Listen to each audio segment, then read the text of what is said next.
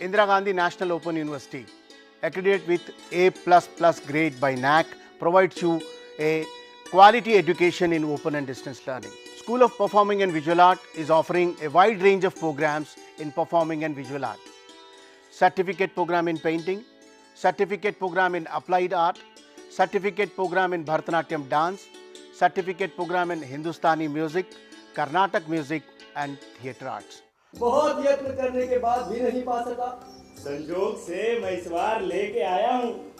All the certificate programs are of 6 months duration with 16 credits. We offer 1-year diploma in theatre arts with 10+2 eligibility criteria of 32 credits. The learners are exposed to various aspects of elements of drama, theatre games, acting techniques, scene work procedures, and they will also have the opportunity to take part in a classroom play production. We also offer bachelor's degree in Hindustani music. This program is duration of 3 years and learners are having the flexibility to complete this program over a period of 6 years. Apart from bachelor's, we also offer masters in drawing and painting with a duration of 2 years. Apart from certificate programs, degree, masters, we also offer PhD programs in performing and visual art with a specialization of visual arts, music, dance and theatre. Art is the perfect manifestation of every human being. So what you are waiting for? For online admissions, please visit our website www.ignou.ac.in. For more details, you can also contact Director, School of Performing and Visual Art, Block number 15G, IGNOU, Maidan Gadi, New Delhi. You can also reach us at sopva@ignou.ac.in. Happy learning! आश्रम के चूहे पकड़े। तुम तो सचमुच राजा लगने लगे। पता नहीं ये राजयोग कब तक रहेगा। तो हमारी माया के लिए सुरक्षित है।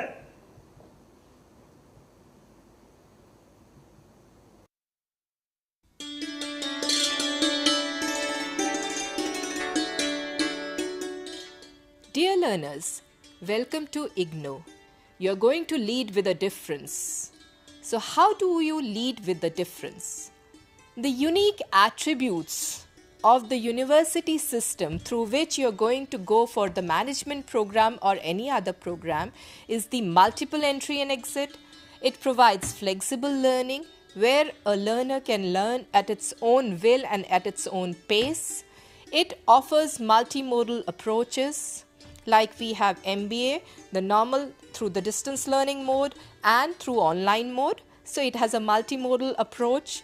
It has face-to-face counseling. It offers web counseling also.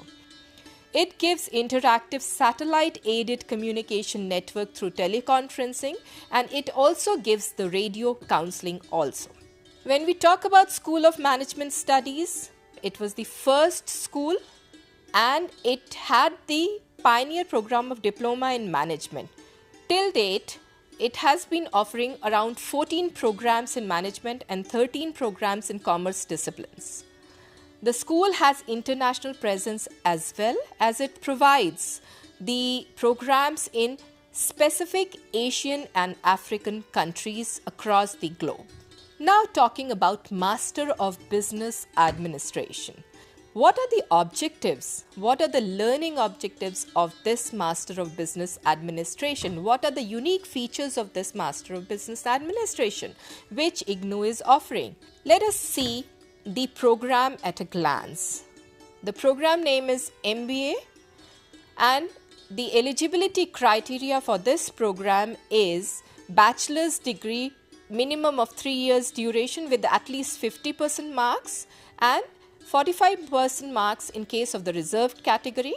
The duration of the program is minimum 2 years and maximum 4 years, and the program fee per semester is 15,500. The total credits of the program, the total credits are 116, because there is one project course which is equivalent to 2 courses. So it comes out to be 29 courses.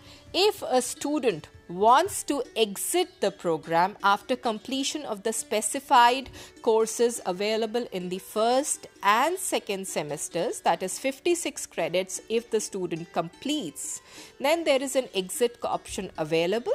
The award of postgraduate diploma in management on the request of the student if the student wants to exit.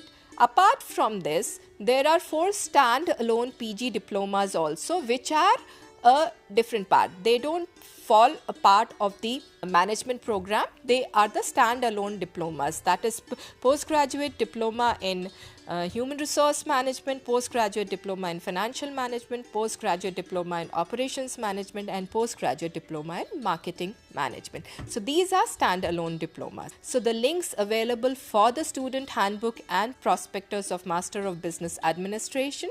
So this is all about the MBA program. Happy learning.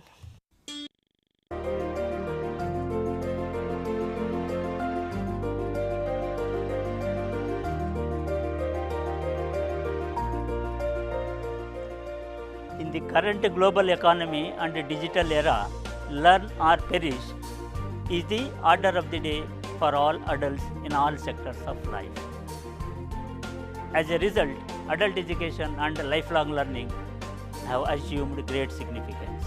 IGNOU as a national university has played its role by way of coming up with the Master of Arts in Adult Education program, MAAE.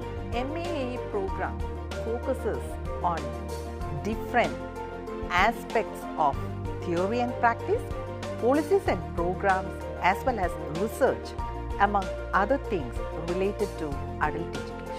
MAE is a 2-year modular program with multiple entry and exit options. Students who complete first year of the program will be awarded with the postgraduate diploma in adult education. In case they want to continue, they will complete the second year program and they will be awarded with the Master of Arts in adult education.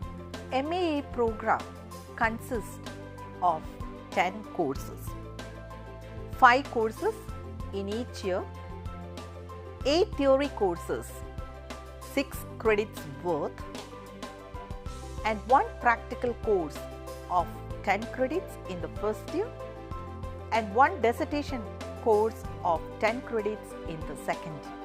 Practical course of MAAE is divided into 3 components, namely community-based practical activities, workshop-based practical activities, and adult education training center or institution-based practical activities. And the student has to complete all the 3 components for completion of this practical course. The minimum qualification required for admission to this program is bachelor's degree from any recognized university. The minimum duration is 2 years and the maximum duration is 4 years. Instructional system follows multimedia approach. The major medium of instruction is self-learning print materials, which is supplemented by other media such as audio-video programs, broadcasting, that is interactive radio counseling, teleconferencing, personal contact programs or counseling sessions at the study centers, workshops and field work, as well as internship at the institutional level. Those who seek out a master's degree in adult education have a myriad of career and specialization options. They can go further for higher studies, that is research in various fields of adult education, and adult literacy teacher, faculty in university departments of adult and continuing education, extension and lifelong learning. Field functionaries in the projects implemented by state and central governments as well as NGOs. For more details, you can log on to www.ignou.ac.in. Don't forget to take admission. Hurry up.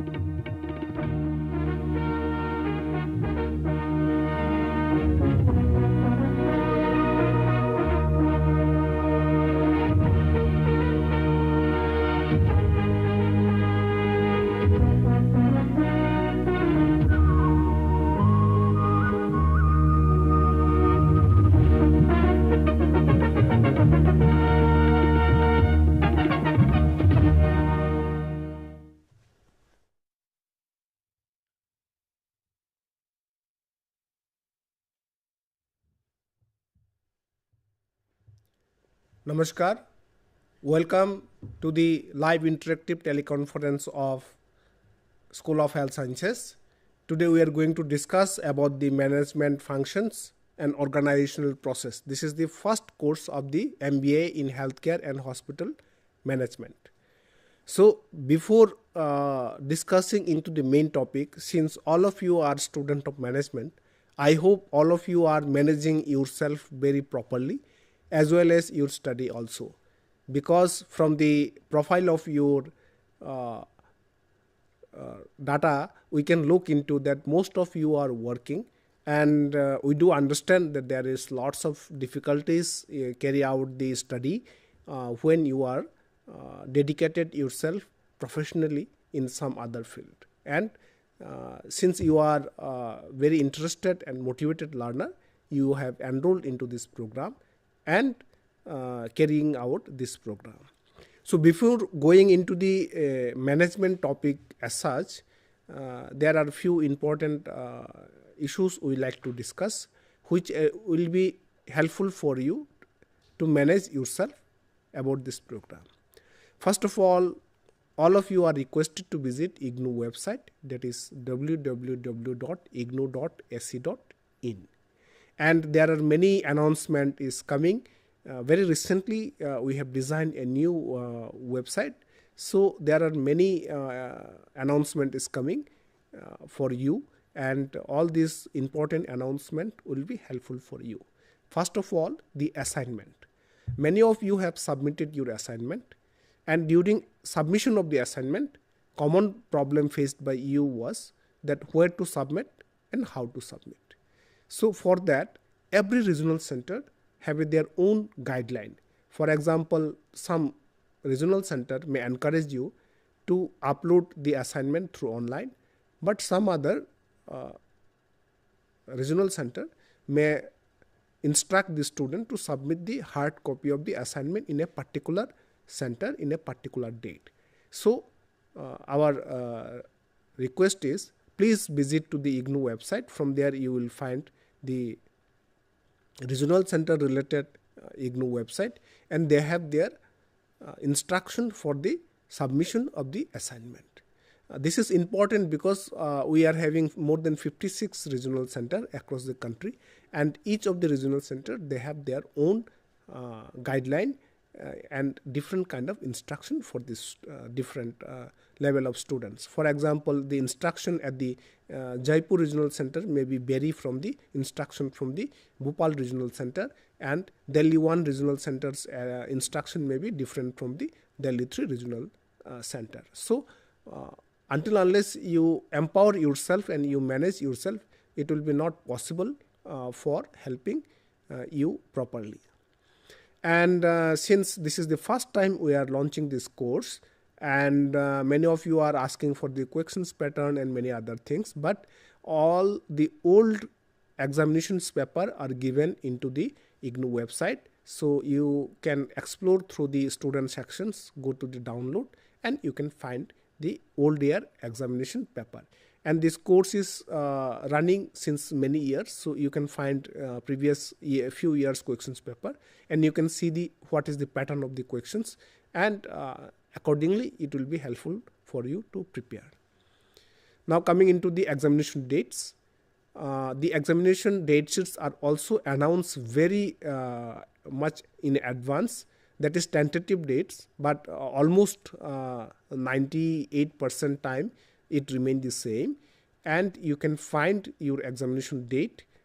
Most of the exam are going to happen in the evening sessions, because IGNOU is conducting examination in the morning session and evening session. So you can find your exam date and you can prepare yourself properly. Regarding assignment, one important issues I forgot to tell. There are some students who may complete only half of the assignment or only 2 of the assignment. The sessions for the appearing in December 2024, the submission date is over, but you can submit the same assignment. If you have done half of the assignment, you can do rest of the assignment and submit for the next session, that is before April 2025, because again you need to submit assignment for the appearing the examination in the year of this June 2025 sessions. So this assignment will remain valid for particular 1 year period of time, and you can submit either in the month of January or February or March, but you can submit the assignment if you have not completed till now, because not everybody has submitted the assignment. Half of the student may not submit it and they may done half of the work. So please submit assignment. The same assignment will remain valid for you for next 1 year till April 2025. And many students are start asking questions that how I will know the marks of the assignments and is there any update. So basically, since our systems is decentralized, you need to contact to those center where you have submitted assignment for the assignment updating purpose. In generally, the assignments are reflected on the grade card. When you check the grade card, maybe around 6 months later or so, you can find the marks of the assignment. But if it is not found, then please contact to those center wherever you have submitted to the assignment. If it is study center, please contact to the study center, or if it is regional center, then please contact to the regional center. Even if you ask us, we have to consult to the study center or regional center for the same. So it is better if you ask them directly, or else you can write them email and put a copy to us so that we can monitor it. That is, our email is MBAHCM@ignou.ac.in. I hope all of you know that. And then the important issue is we also need to do re-registration for the second semester, and the date for the re-registrations will be announced in the IGNOU website very soon. So all of you, whether you submitted assignments or not, whether you are writing examination or not, you need to enroll yourself into the second semester in this program. Otherwise, your second semester registration opportunity will be missed, and it will be postponed for next 6 months period of time. So it will be a great loss for all of you. So please do re-admissions, re-registrations for yourself and help yourself to enter into the second semester. Many students are raising questions that they have not received the study material.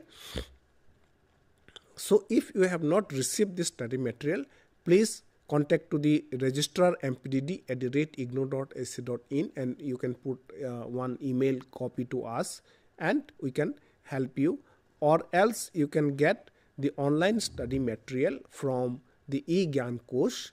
And sometimes students are complaining that e-Gyan-Kosh is not working. So basically e-Gyan-Kosh is the website managed by the government of India, and IGNOU has put its own study material there for the dissemination of the knowledge purposes. So some point of time you need to wait for some time and again check so that it can be functional and you can get benefit out of it. There are many students are raising questions to change their examination center. So basically, normally, the examination center once allotted is very, very difficult to change, and particularly we don't do that at the school level. So that is done by the either regional center level, or it is done by the student evaluation division. So all students whosoever want to change their examination center, please write to the registered scd@ignou.ac.in, or else you can write to the respective regional center. If you mark a copy to us, we can follow up this issue with the respective divisions, because in IGNOU we have a huge network across the country, and every divisions, every unit, every school has their own responsibility. And it is not just like a general university, conventional university, where in one counter every solution will be solved. In IGNOU, we solve the process through various divisions, various unit, and schools are having their own responsibility. So if you have examinations center to be changed, please write to the registrar scd@ignou.ac.in so that you can help yourself. Many times they may not change you, because the changing student examination center is again another work. Is like we need to ensure that questions paper need to reach to you, and many other things are involved, so sometimes it may not be possible. In spite of having all these things, we are happy that program is running very smoothly, and many students are giving very positive feedback, and we are looking forward if you have any queries like how to do assignment and how to proceed about how to do study, then you are free to contact us.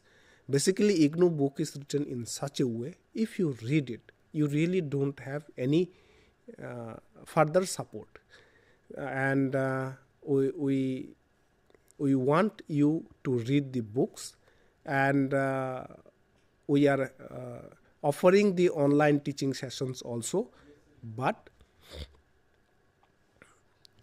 many often we receive the feedback that the sessions students are not able to join, and since many of our students are working and they are not having enough time to join those online sessions. So this is the reason the books are written very properly, and the books are called self-learning material, SLM, so that once you read the book, you will feel that somebody is talking to you, and the learning will be enough, and it will be very easy for you to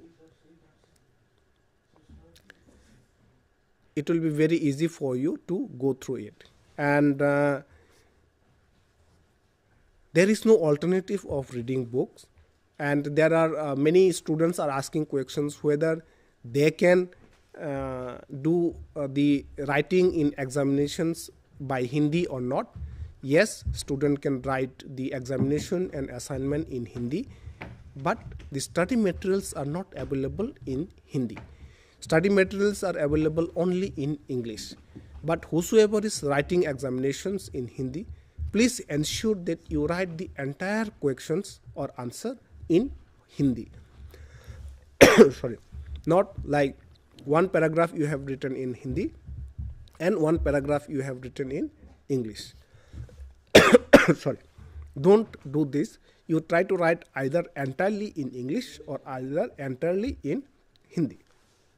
So, program related feedback I have given you enough, and without wasting much time, today we will discuss about the management functions and organizational process. This is part of the course 1, and we are happy that we are having Dr. Khokkar. Welcome, sir, in this studio, and Dr. Khokkar will take these sessions, and if you have any questions in between, you can ask us so that we can discuss the session further. Sir, session is you. Thank you, sir. Thanks for your introduction.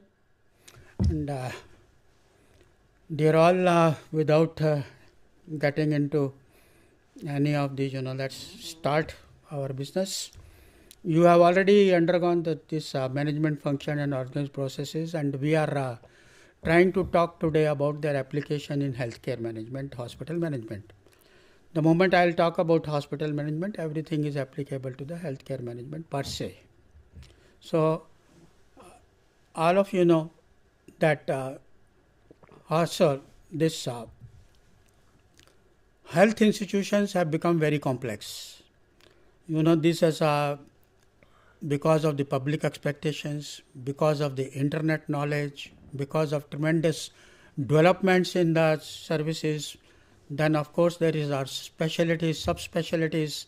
Then of course all these clinical functions, this have gone to an extent that they need their specialization, super specialists, subspecialists, and various kind of specialists. But at the same time, there are the business functions, that how these will ultimately be given to the required people, that is the patients or the public at large, as the case may be. So if you really go into the depth of the functioning of the healthcare institutions or the hospitals, you will find that it is virtually involving all type of the functions which are being done by other organizations. And in fact, if you know it, that hospitals are, the total healthcare industry has been declared as industry, and looking into the industrial functions, all type of business functions, legal functions, ethical functions, responsibilities to the society, and all are applicable to the hospitals. And all you know that what is happening today is that today we are moving into the evidence-based care, and we are very clear about everything has a reason. We have to be comprehensive. We have to be within this system of public health, being the hospital being only a part of it. You have to provide comprehensive services, preventive, promotive, curative, rehabilitative, and all type of services are demanded by the public at large. And when you go through this, and the basic definition of the hospital, when you look at, which you might have gone through or you will study it now, is that it talks of hospital as a community and social organization that puts us under a lot of strain to come up to the expectations of the community, to the expectation of the society at large. And it also talks about that it is providing all type of services. It's not, limited to curative services that used to be at one time, but today you are into a comprehensive services. We talk of hospitals without walls. We are very clear about outreach programs. We are very clear about the catchment area of the hospital, and we are into a business that involves teaching, training, research. So all that reflects, and if you go through this definition, which is very comprehensive, there are other definitions which have also been given by the WHO, and there are others, but still I feel this gives you a better view. As you know, hospital is an integral part of social and community organization, the function of which is to provide the population complete health care. Curative, preventive, and outpatient services are reaching to the home environment of the people. It's also a center for training of health workers and pastoral research. So this is just a background to tell you about how we will be talking about whatever you have learned during this module on management functions and organization processes. If you really go through, I'll not get into those concepts which have already been talked, but try to integrate in a holistic manner and see that how they are getting into the system and getting, basically, ultimately governing the management of these hospitals or the healthcare systems at large. As we said right in the beginning that the management process is universal, right from a family to the highly complex institutions, you require management. And then management to survive has to be long term. You have to look at strategic management also, and you have to see that how your institutions are going to survive. So for that, you need a number of things to be coordinated. They may be in terms of, as on today, expectations of the people, the technological development that are taking place, the IT penetration that is entering into each and every function of the hospital. Corporate sector has come up. The hospital has changed its role right from charity to the corporate model of what you may call revenue model, and where you seek cost effectiveness, cost efficiency, and whatnot. So if we want to respond to these changes which have already taken place over a period of time and which will continue to take place, we have to be into the professional management. So sir, if I understand properly, the hospital management is basically managing the different component of hospital, including the man management, human resource, material management, your media management, your construction management, building management. Every small component is the again the They you have can all say to be integrated. integrated, and you Yes. can say the micromanagement and above the macro management. Both are the part are involved basically. You involve both macro management, you involve macro management, you are concerned about the external environmental factors, Yeah. you are into the internal environmental factors, and you have to look into all this. This we will be discussing just now. Then now, what we think is, but at the same time, we have to be very clear about the changes taking place in our society and create a positive organization culture. So that way the hospital has to carry out the same functions which have been taught to all of you in the module, that is about the planning, organizing, staffing, directing, controlling, coordinating in a systematic way. So that another thing which is very, very important, whether you are in the private sector or you are in the government sector, you have to be very clear that resources are limited. So optimum use of resources to look at that how the services can be made effective and efficient, and then of course vis-a-vis cost effectiveness, cost benefit, all are those things which we have to look into management of health services as well. As rightly pointed out, the hospital is looking into the input-output model of the hospital. One way we talk of, when we talk of the life of the people and human processes and all, what goes into the system is a human being, he is a disturbed human being, he is a sick human being.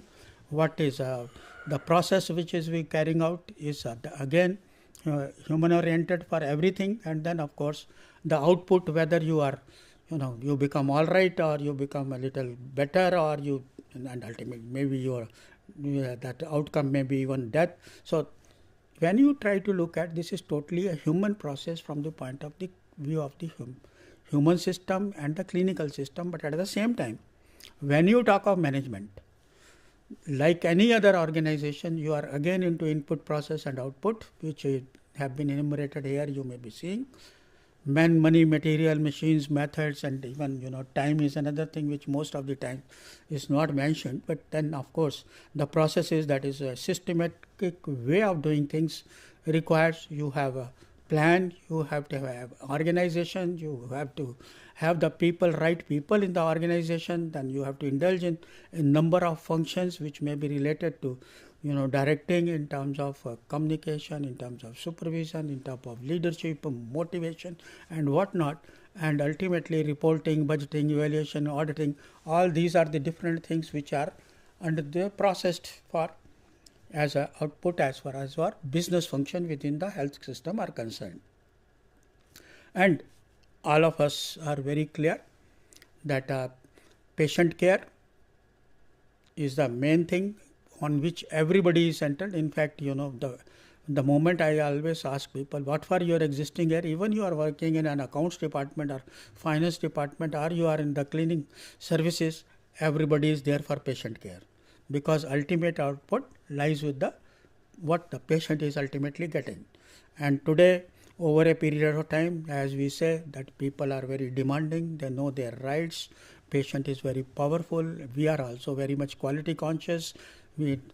Keeping all that in mind, we have to be very much concerned about quality, quantity, consumer satisfaction, and of course, as rightly pointed out in the beginning, is that hospitals are for training, research, and everything that ultimately comes is from getting into the training, research and further education, whatever is required, and further theories that come out are out of the functioning of the health institutions and of course related to the clinical functions. Now, hospital, you have gone through that there are a number of type of organizations which are there, and there may be simple line functions, there may be line and staff function, there are the functional organizations, there are divisionalized organizations, there are the people, there are the organizations which carry out dual type of functions, and then of course networking of various organizations, which is the truth of today, that actually most of the organizations are networking with different organizations to do their own business. So when we talk of the hospital per se, as you have seen, is a matrix organization. What do we mean is that this is an organization where the horizontal and vertical controls on the staff are there. All of you may be knowing that and many of you may be functioning in different of the hospitals or health sectors. There are the different divisions. When we talk of a specific hospital, you have different specialties. The specialties have different units. The units have different unit heads. You have the people like that. One side you will find there is a horizontal structure where you may call it as CEO, you may call medical superintendent, you may call director, whatsoever are the name designation given to the top management. Under him, one side is being looked after by some medical man normally most of the times, that is the DMS, additional MS or whatsoever it may be, and then at the level of the functional level, there are the heads of departments for the respective specialties, and then of course coming down is a hierarchy where different cadres are there working right up to junior resident and interns and whatnot. The other side, if you try to think, this vertical structure will keep on working for all, whether it is nursing or administration, finance, or it is a department of any other business functions, but then they are also, when you look at horizontally, and especially within the hospitals, the ward level functions or the unit level functions, the head of departments are the ones who look after all that. And thus what we see that if you go through this, that they on a, let's say a nursing personnel is working under many times, not only under dual control, maybe under more than dual controls, because administratively they are under the administration, then they are under the sister in charge where they are working, then they are under this clinical people, whosoever is heading the department. So that way the multiplicity of controls may be there, and which is very difficult to avoid as far as hospital is concerned, and this is listening to that type of matrix function wherein people have been given autonomy as far as horizontal working is concerned, that is the prescription part or the treatment part, whatever you may say like that. But at the same time, when it comes to the business function or the administration or whatever may go into the wider management, there is a vertical structure. And how do we really function depends on how do we marry all these components and go towards the patient care.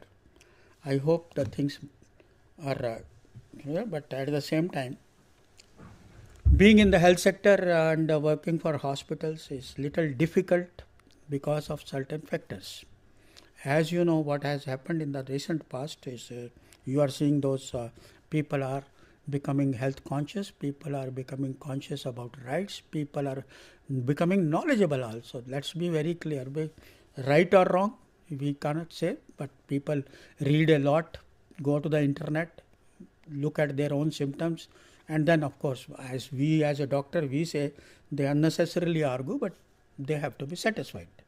So that is very essential that people are very particular about whatever you are talking, whatever you are doing, whatever the outcome will be, it has to be evidence based, it has to be explainable, it has to be informed.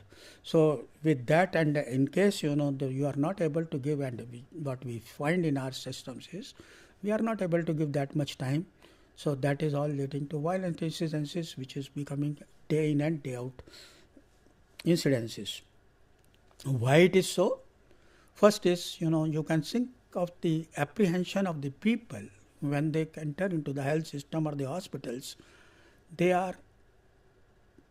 may be, simple cases who have just got for some health promotion function or to find out everything is right. But at the same time, there are the people who are totally, serious. They don't know, the relatives don't know the outcome of the disease. So what happens is the question of life and death of the persons come at every point. The little delay, the person will talk of, so it's a question of life and death, I must know everything. Then another thing, as you know, that it's a 24 hours business. You can stop even, water supply or maybe, the other vital things which are there in other industries. But as far as the health is concerned, we can't stop hospitals even for a single minute. It has to function in one form or the other, and people have to be around, and the people have to be present, they have to respond, and whatever. That means at 24 hours you have to have staff presence as per the need of the patients. Then of course comes the question of diversity of personnel and function. Very, very important. This is something, which is not happening in other organizations. We think of hospital is a house, hospital is a hotel, hospital is an office is a clinical unit, and just think of whatever may be the functions which you find in life in other industries. Every function is being performed by the hospital. So that way the people we require belong to different specialties. You have the specialists, super specialists, and you have within the same team people are looking after the housekeeping functions and other small functions. But at the same time, everybody has to work as a team. Then, as I said, it's a 24-hour business. You require, the presence of the people. It's a labor-intensive industry. You have got so many type of technical people, so many type of cadres.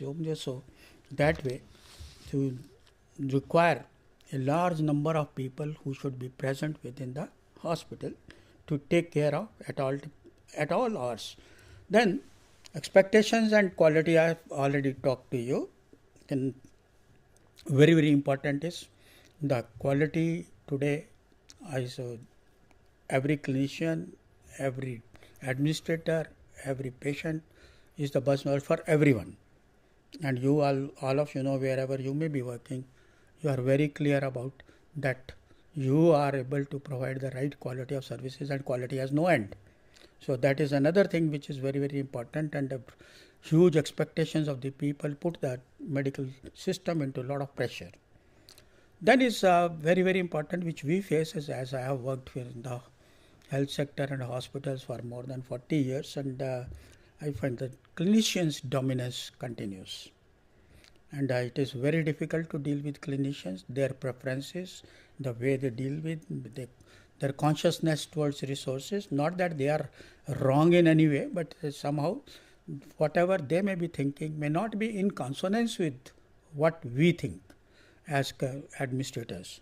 So how to match that through your leadership and management, and how you are able to develop that type of cooperation and collaboration is another thing which is very, very challenging. Then whatever we may say, whether you are into the government or, as I said, private, resource constraints will always continue. You will always be finding shortage of staff. You will always be finding shortage of money. You will find difficulties in getting materials. You will have some or the other issues which is to be managed within the given budget, and this budget is generally a big constraint to performing, and this is where you test how good manager you are. And then of course are a hospital per se, like legal and ethical issues. The hospital has more than 250 acts applicable to it.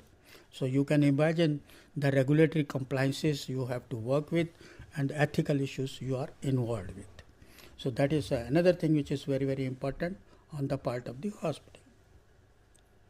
So all this calls for planned, scientific, qualitative, quantitative, all these things should be combined to go towards the better management of the hospital. I will not get into the details because I like to talk to you one of the case studies. Strategic planning and decision making. Think of long term. Make decisions, right or wrong. Think of the alternatives. If you make a right decision, you are on the right path. If you somehow not make a right decision, it's never a wrong decision. It may be a little lesser important decision. So you learn. Leadership, motivation, communication, management by objectives, PPBS, that is planning, programming, budgeting systems, input, output analysis, network, PERT, CPM, all these you have talked at different stages in your module. I will not get into those details. I will get into. Yeah, I think, sir, many often in the process of taking decision, particularly the administration point of view, the personal liking or disliking need to be kept aside.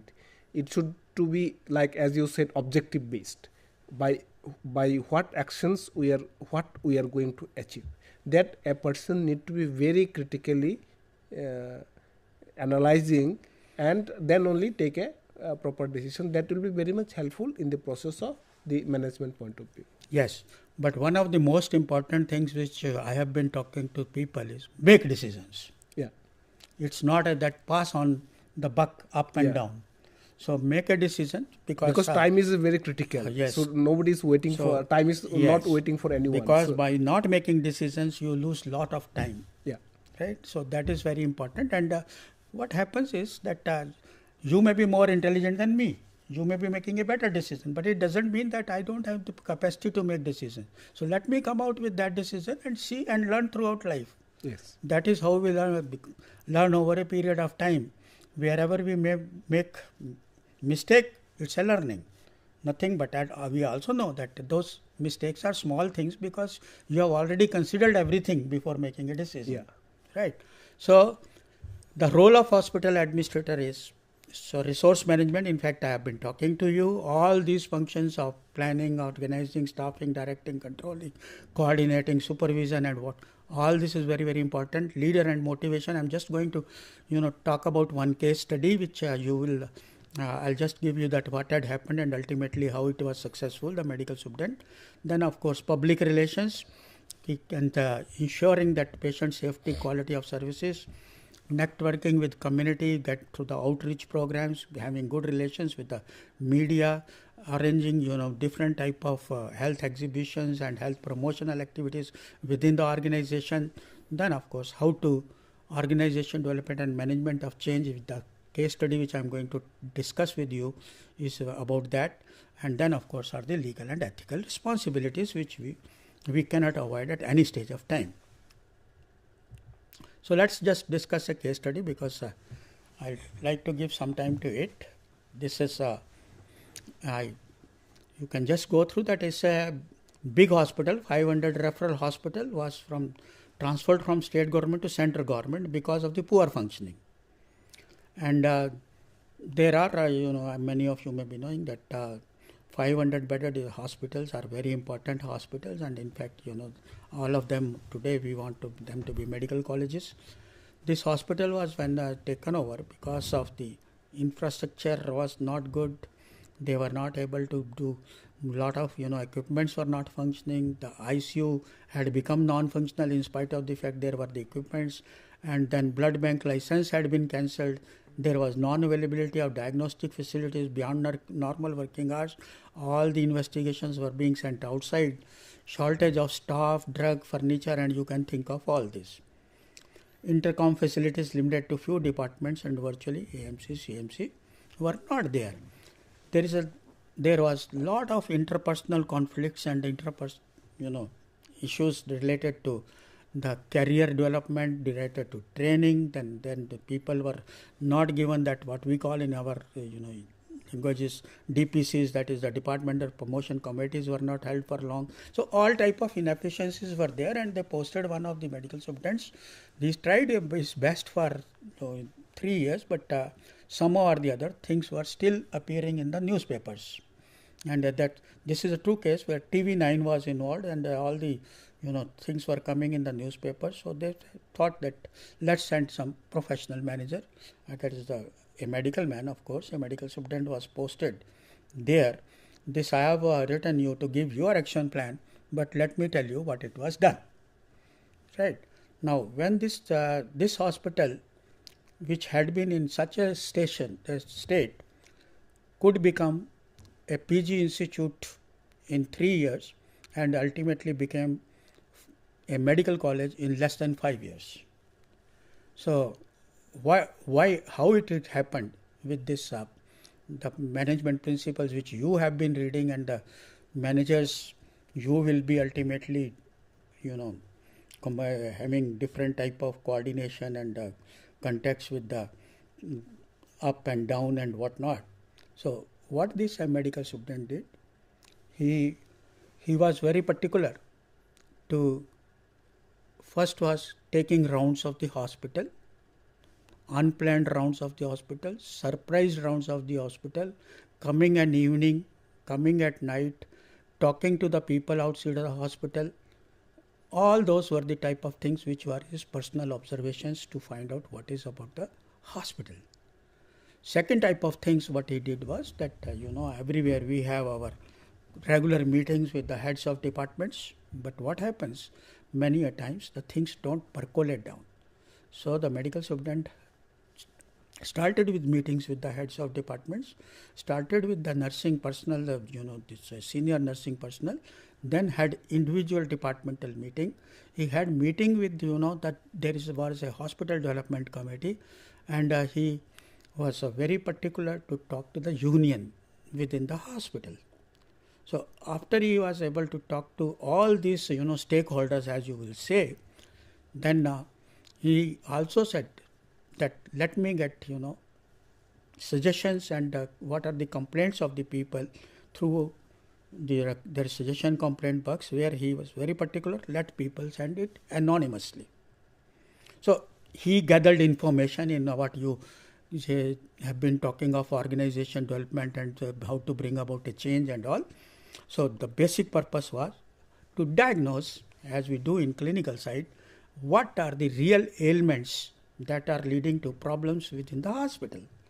So he tried to develop all that into various heads, right from manpower to logistics to budgeting, budget issues, and then of course where are the staff, which are the areas which have to be given more emphasis and all that. And ultimately, after going through all the things which he gathered over almost more than a month of personal involvement with everything, he came out with a draft of action plan. When he came out with the draft action plan, he was very particular to discuss the action plan with everyone, whosoever are the stakeholders whom we think that the various head of departments, the various in charges of various functions, and then ultimately that he made an action plan with 30 points which related to right from behavioral changes of the people to trainings and others, related to complaint audit, as we say, that what type of complaints are there, which complaints are more, which are there, what are the deficiencies in the hospitals which are to be there. Then ultimately these 30 points were made by him, and ultimately he divided them into various type of divisions who could do what type of functions, and without getting approval from all these bodies, that is a participative type of style of management or the leadership, he discussed with everyone, and once that was approved only, then only he thought of going ahead and ultimately come out with the action plan, where he could think of what are the immediate actions which he could do at his own level, and what are the things which we may refer to the central government or the central level, where we call it headquarters, whatsoever they may be the name. And that is how he came out with the immediate plan and what is the long-term plan. And then since it is the government was, central government was committed to create a medical college, so the norms and standards for whatever were the medical college, they were kept in view, and every proposal and everything was in view of the norms and standards, giving all the references. So they were virtually complete after the various heads of departments were involved in development. Now, after that, what happened? That he was very particular to see that he delegates the things to the people who are senior there, who are acceptable, who will be doing things. And by this, within a month or so, somehow he had developed good relations with most of the people by personal involvement and personal talkings and going around the hospitals and every time. And people could guess that, yes, there is a need for change. So ultimately, those people who were there as in charges were made responsible, and they were also asked to break up the activities, break up the timings, as you have seen that what are the operational research methods you have been taught, maybe PERT, CPM and whatnot, or simple charts where the activities will be completed. So they, and very accordingly give the reports, right? And MEMS was very particular to see that he is having supportive supervision at every level and does not leave it to any person per se. This within a few months, the blood bank, the ICU, the emergency facilities, the ambulance services, the housekeeping services improved, the intercoms were in place. There were the plans for further development and all that. So his immediate things which he wanted, that the basic services which are provided with the hospital should be made available to the people, and also he networked with other hospitals for by the time that we are not able to provide services, our own transport will leave the patients there if they are referred or anything. So he took this in such a manner that important services should be available at the floor level 24 hours. Fortunately, he had the powers to appoint contractual staff, and he was able to appoint, these contractual senior residents, nurses, and other categories of workers, and work started before he could think of getting into the regular appointments of the staff. So within a year, what happened? That the scenario changed because of his outreach program, which he also started within the short term. The people came to know the intentions of the hospital to improve.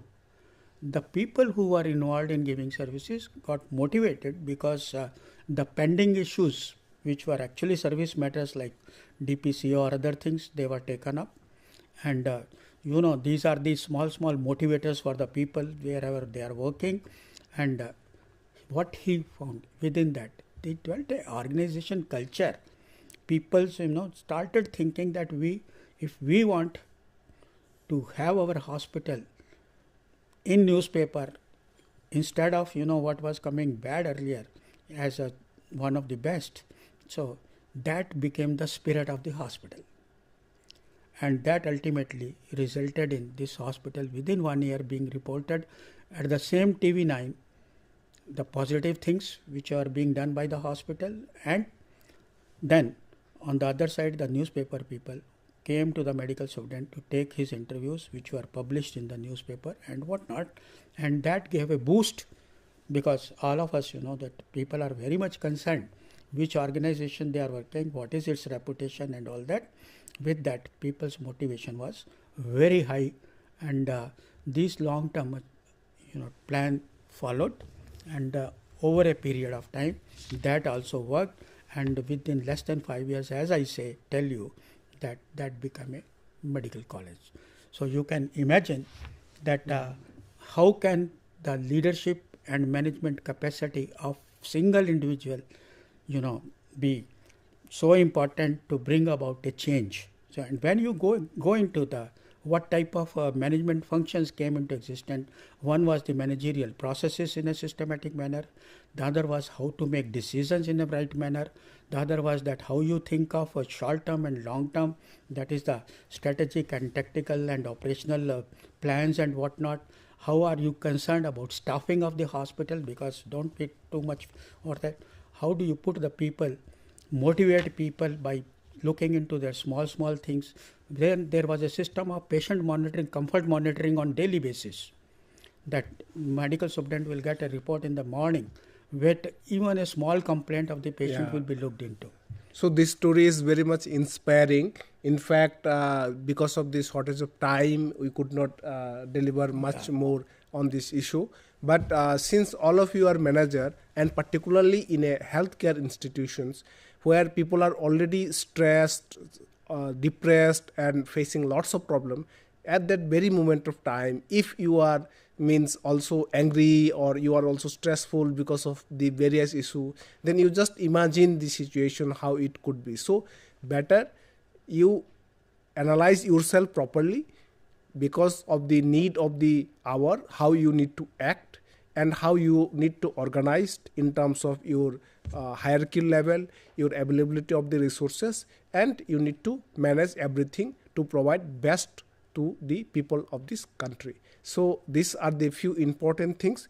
In your books, many dimensions are already covered in principle. Here, Dr. Khokkar has informed you the a true case study in front of you. So if you apply the management of principle properly, you can do lots of positive things within yourself as well as for the society. So at the end, I would like to say thanks to Dr. Khokkar coming for these live interactive sessions from the very far distance, and the team of the EMPC who is helping us to broadcast this program, and all the students who are viewing this program.